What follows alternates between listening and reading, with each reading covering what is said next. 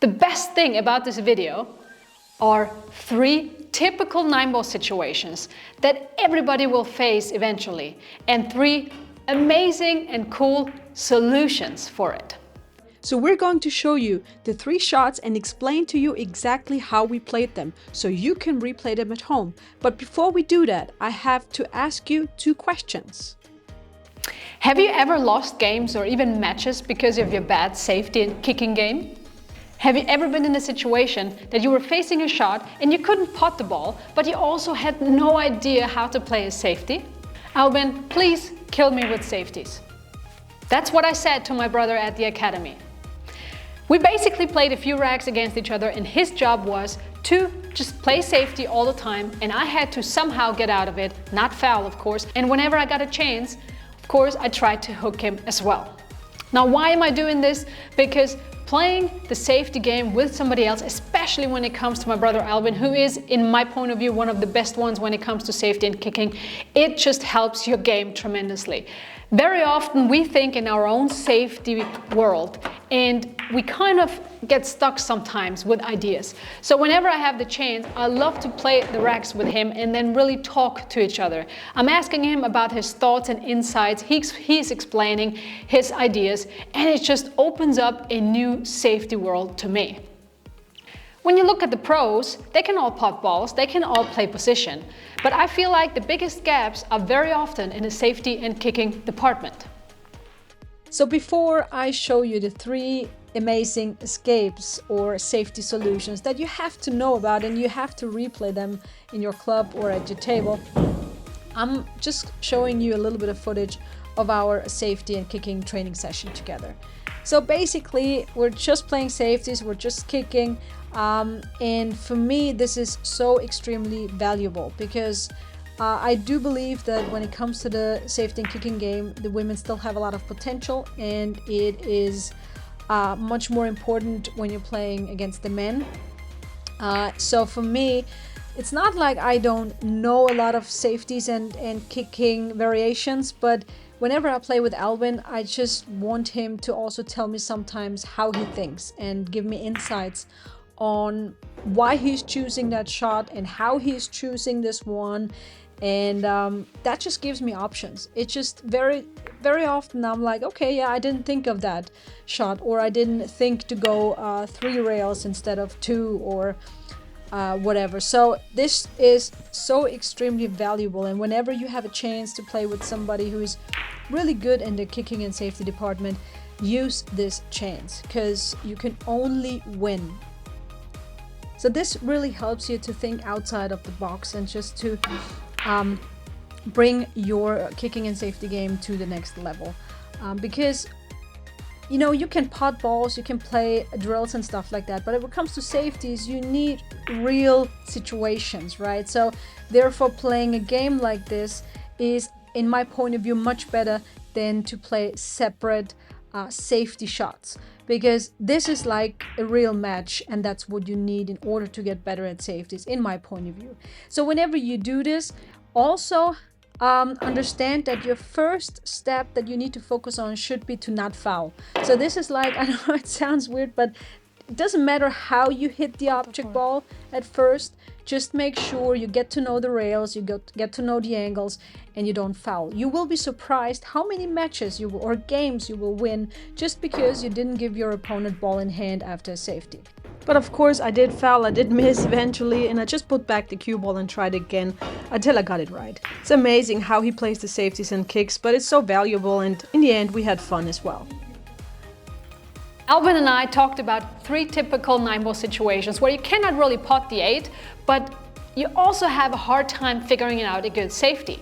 So he came up with 3 solutions for these 3 typical situations.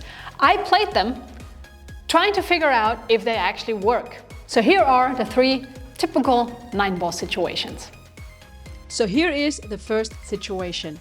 And I know what you're probably thinking right now. Oh, I just banked this one. But trust me, it got some kind of an odd angle, and sometimes you don't feel up for a bank shot like that. So you need another option.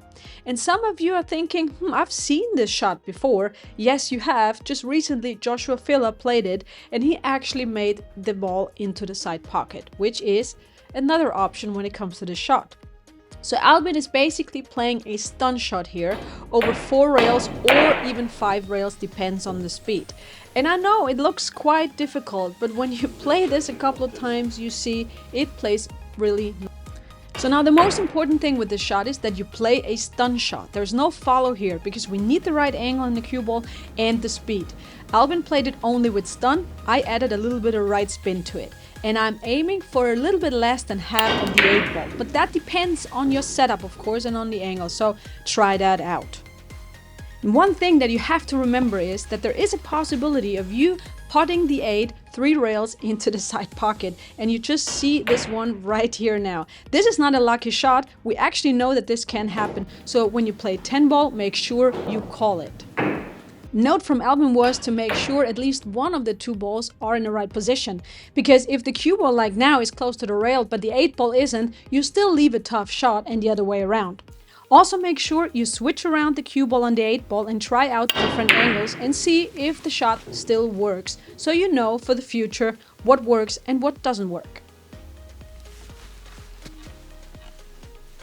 So here is the next situation. And yes, of course, you can cut it in if you feel up for it. But just remember, if you miss that one, it's probably going to stay in front of the pocket. And it's a tough cut. So if you don't feel up for it that day, which is normal sometimes, there is another option that you can choose. So in this case, Albin is aiming for about the first diamond, naturally rolling the cue ball, adding a little bit of left spin to get the angle right.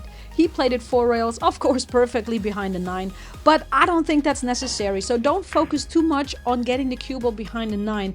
It is much more important that you just leave a tough shot, so make sure you get the 8 ball and the cue ball in the right position, as close as possible to the short rails.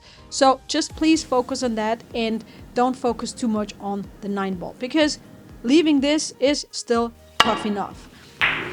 And once again, make sure you switch around the cue ball and the 8 ball, playing different angles, and see how it works for you.